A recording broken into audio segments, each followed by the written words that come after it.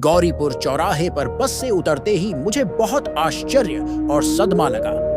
मैंने देखा कि सभी दुकानें बंद थीं और कहीं भी किसी इंसान का नामो निशान नहीं था। जब मैंने अपनी घड़ी देखी तो मैं चौंक गया। रात के लगभग 11:30 बज रहे थे। मेरी ट्रेन छूट गई थी और धक्का मुक्की से बचने के लिए मैंने 2 बसें छोड़ दी थी। लेकिन मैंने कभी नहीं सोचा था कि इतनी देर हो जाएगी।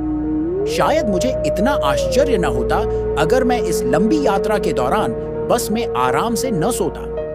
खैर, गौरीपुर चौराहे से लगभग 30 मिनट साइकिल चलाने के बाद 3-4 छोटे-छोटे गांव और एक बड़ा सुनसान खाली मैदान पार करने के बाद मैं अपने गांव में आ पहुंचा।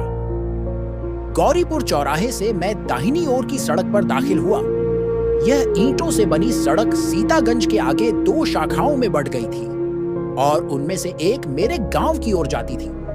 दाहिनी ओर की सड़क पर थोड़ा चलने के बाद मैं बाईं ओर एक छोटे से घर के बंद दरवाजे के सामने खड़ा हो गया।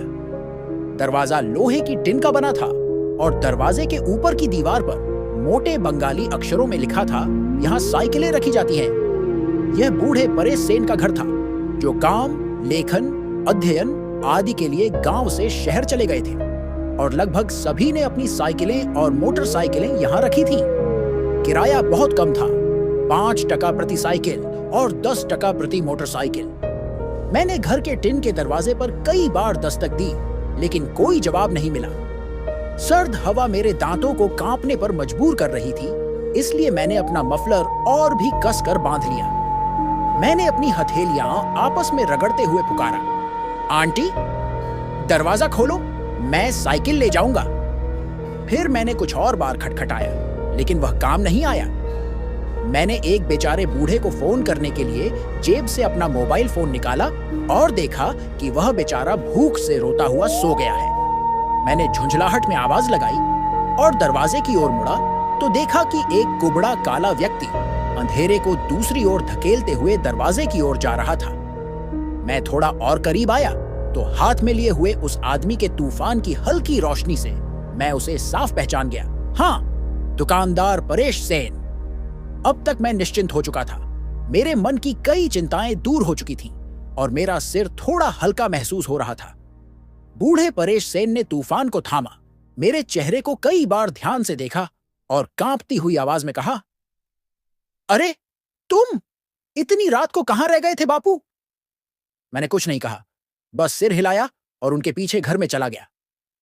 बूढ़े आदमी का पूरा शरीर एक मोटी, आरामदायक काली चादर से ढका हुआ था। सिर पर बंदर की टोपी, पैरों में चमड़े के काले जूते और आंखों पर वही जाना पहचाना मोटे फ्रेम वाला चश्मा। कुछ सेकंड बाद मैं हाथ में टॉर्च लेकर दरवाजे से बाहर निकला और अपनी साइकिल पर सवार हो गया और तुरंत घर का मोटा लोहे का दरवाजा शोर मचाते हुए बंद हो गया। मैं ठंड में कांपते हुए अपनी साइकिल चलाता रहा। मैंने अपने दस्ताने पहले ही उतार दिए थे। अचानक मैंने देखा कि मेरे कांपते हुए होंठ मेरी जानकारी के बिना ही कोई धुन गुनगुनाने लगे थे। मुझे बचपन में पढ़ी हुई पंक्ति भी याद आ गई, ऊह आ, तुम ऐसा क्यों करते हो? ठंड है इसलिए गाना ले लो। और मेरी यात्रा इसी तरह गुनगुनाती रही। लगभग 15 से 20 मिनट तक ऐसे ही सवारी करने के बाद मुझे अचानक मौसम में थोड़ा बदलाव महसूस हुआ।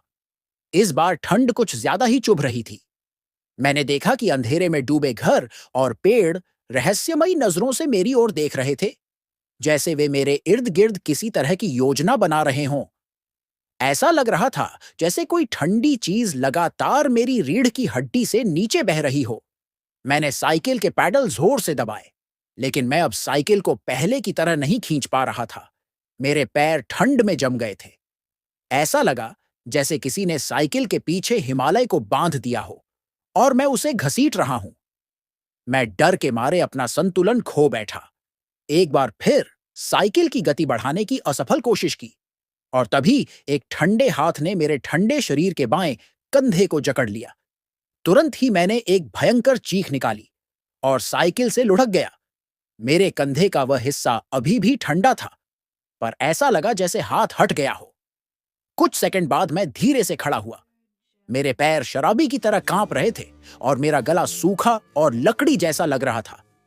मैंने 2-3 बार निगला और टॉर्च की मंद रोशनी में इधर उधर देखा। फिर मैं घबराई हुई, रोती हुई आवाज में चिल्लाया, कौन हो तुम? क्या चाहते हो? आवाज निकालना तो दूर, मेरे कानों तक एक भी शब्द नहीं पहुंचा। मैंने साइकिल को दोनों हाथों से पकड़ लिया और फिर चिल्लाया, कौन हो तुम? मुझसे क्या चाहते हो? कुछ सेकंड तक कोई प्रतिक्रिया नहीं हुई। फिर अचानक अमावस्या का घना अंधेरा मेरे कानों के ठीक सामने फट पड़ा और शरीर ने एक नरम, खोखली और भयानक टूटी हुई आवाज में कहा, मैं कौन हूं जो जानता हूं कि क्या होगा। साइकिल चलाओ, तेज चलाओ, मैं तुम्हें कोई नुकसान नहीं पहुंचाऊंगा, वरना हे, तुम खत्म हो गए। आवाज के साथ उसके मुंह से निकली ठंडी हवा मेरे कान में घुसकर दूसरे कान से बाहर निकल गई और मेरे पूरे शरीर में भयानक दुर्गंध भर गई।